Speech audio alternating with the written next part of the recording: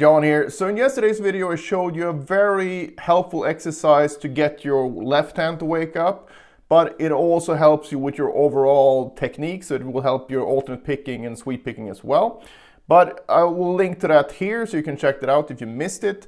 So this is kind of a continuation or a variation on that same idea. So we're still going to use all hammer-ons, but it's going to be a slightly different pattern, which will present you with a different challenge, but also will give you some variety. So if you tried the one from yesterday and you want more in the same vein, this is perfect for you. Short recap here, we're going to be using all hammers, like I said, and you need to mute the strings when you do that. Otherwise it's super annoying to work on, so I tend to do this, or use some sort of cloth, clean sock, groove gear type of muting device. Just anything so you don't have to worry about strings ringing out. I got a question on yesterday's video where he was asking if I was doing a tiny pull-off when I go back, meaning from right to left, and no, I don't do that. That's not the point of the exercise. So think of it like playing piano with the left hand, basically. So you wouldn't do any thing like that. You want to go like that instead, because that's the whole timing thing. Because if you get this wrong, you're gonna get a very bad tone or not a tone at all, because this finger needs to come down exactly as you lift the previous finger. And that's one of the main benefits of this exercise, to get a very accurate left hand. And also the key to making this work without driving yourself insane is to focus on the timing. So use a metronome and do a very simple subdivision like eighth notes. So you go 1 and 2 and 3 and so on, right? And focus on that instead of trying to overdo it with really pushing down the fingers like that, okay? So with that said, I'm just going to show you the pattern now. We're still going to be using 3 fingers at a time. So we're going to be using 1, 2, 3, 1, 2, 4, 1, 3, 4, and 2, 3, 4. And the pattern goes like this. It's kind of a third kind of a pattern, and why I call it that is because if you take this in a scale, that would be the deal. So you go up a third from each note of the scale. But in this case, we're just going to use these symmetrical patterns, and I think it's helpful to see it as a scale though. So if you do 1, 2, 3 here, I'm on the 7th fret here, but you should try this on any fret. Basically see this as a scale.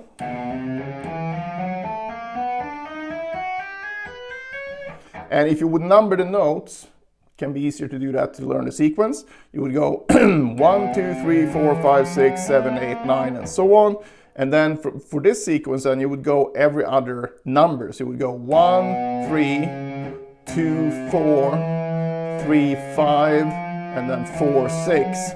And basically, once you do the first, when you restart here, it's going to be the same pattern again, just from the A string. And this one is a bit different from the one we did yesterday, which was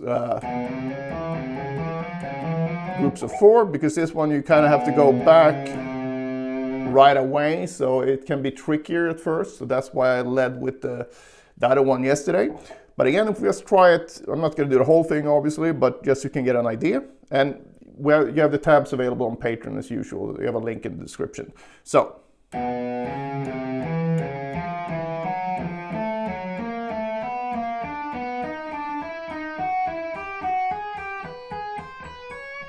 once you get to this point, you can stop and pause if you want, or you can slide up a half step and then go down in the same fashion. So again, if we number the notes 1, 2, 3, 4, 5, 6, 7, 8, 9, from this point you can still get the same numbers, right? So 1, 3, 2, 4, 3, 5, and so on. But it's just the same thing in reverse. So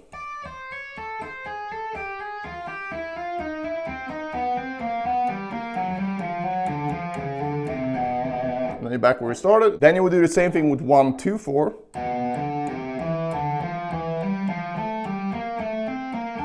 And so on. Shift up when you get up to this string, and then go.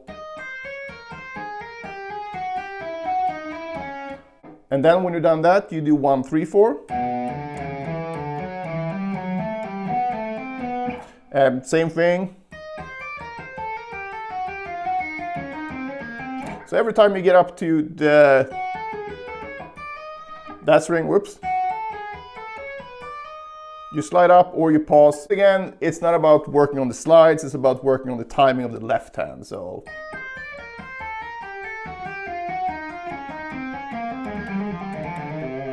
and then you have the final variation, which is 2, 3, 4,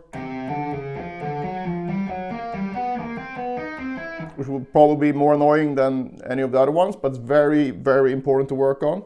Same thing, up a half step from there. Whoops.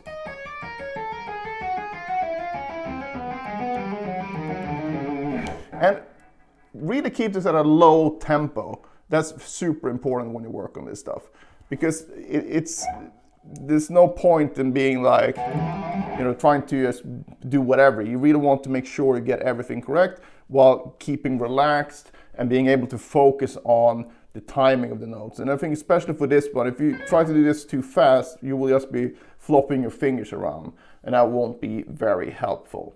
Now, just like the previous exercise in yesterday's video, I suggest you to try this with the dotted rhythms as well. Basically means you have this lopsided rhythm where you have a long note, a short note, a long note, and a short note. It's a very effective practice technique, but I detail that more in the previous video as well. If we apply it to 1, 2, 3, it sounds like this. And then the opposite. And it's very important that you do short long as well, because otherwise you will only get the fast transitions between 50% of the notes. So you do long short and you do short long. All right, so give this exercise a try, and like I said, try it at different places on the neck, because each position on the neck will have its own sort of technical challenges.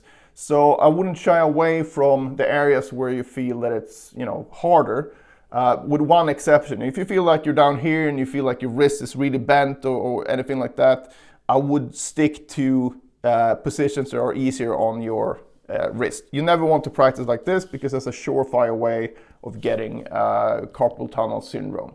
So don't do that, and as always, you have to take the responsibility and listen to your own body. So give it a try, let me know in the comments how it went, and see you in the next one.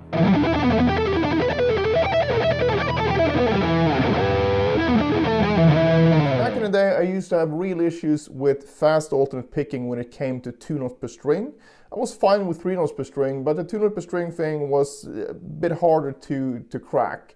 So if you struggle with fast alternate picking as well, and you don't know what to practice or for how long, I've created the perfect solution for you in the form of the Pentatonic Picking Power Book. So in this book, you'll find a daily workout that will not only help your pentatonic picking, but will also upgrade your overall alternate picking technique. So it contains basically the same exercises I use myself to develop my picking abilities, as well as numerous students over the years that I've given the same exercise to with great results. So I know these exercises work as long as you put in the work. So it's not a quick solution or quick fix. It will still take a lot of work, but at least you have a very easy to follow routine. So if you're up for a big alternate picking upgrade in 2024, I cannot think of a better start. It's $9 and I think it's very underpriced, but I did it that way just so as many people as possible could be helped by this. So check that out.